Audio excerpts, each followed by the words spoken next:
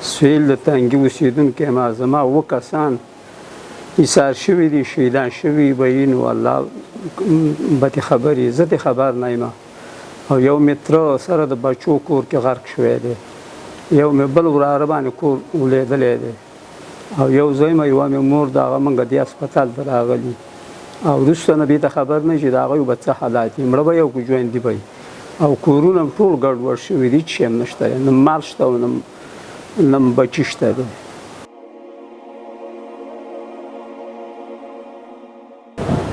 بسم الله الرحمن الرحیم. ډاکټر غلام رباني مهربان د ننګرهار د حوزوي روغتون د تروما سنټر مسؤل د پرونی او بل پرون د شپې د دردونکې پیښې څخه موږ ته ډېر زیات زخمیان مراجعه کړی، تقریبا د 1580 تنو پورې پرون مراجعه کړی.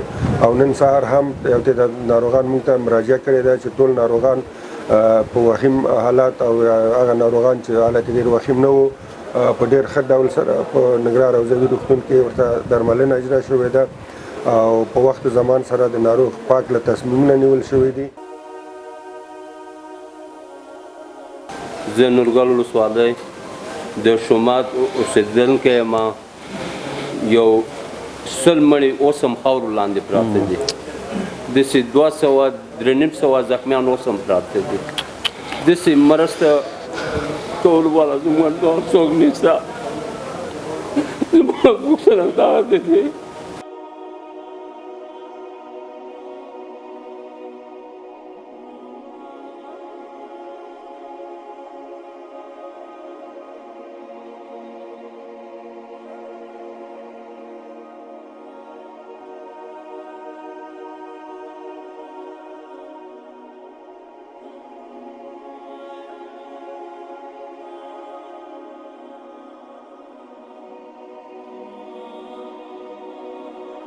احمده ونصلي على رسوله الكريم. اما بعد، مونږ د کورنیو چارو وزارت د روغتیايي چارو لوی ریاست ته هدایت وشول د رهبرۍ له طریقه چې تاسو لاړ شئ د حالات ارزیابي کې.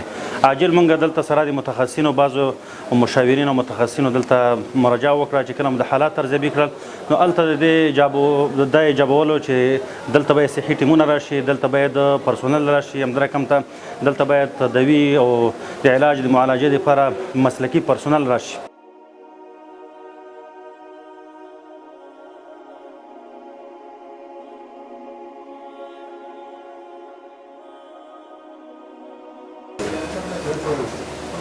سیف الرحمن مې نوم ده او د کونړ اوسېدونکی یم. او تېره شپه د ما تقریبا 5 غاړي له منځه لاړې، 9 کاسه پانی به 5 غاړي له منځه لاړې او بس موږ دا تقریبا 4 کسان پاتې وو.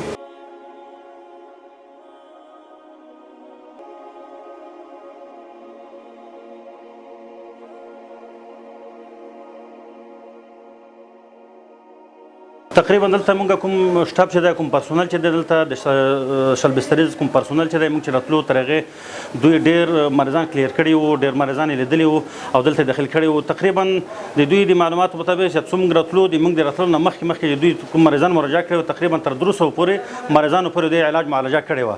او دغه د موږ چې راغلو د هغې نه وروسته مریضان راځي او ریفر کېږي، یا هغه مریضان چې سطحي مریضان دي او ډېر مراقبت ته ضرورت نه لري، هغه دلته معالجه کېږي، لیږل کېږي. هغه مریضان چې دلته باید لږ وساتل شي هغه ساتل شوي دي. هغه مریضان چې هغه کابل ته ضرورت لري باید کابل ته انتقال شي، هغه کابل ته نقل کېږي.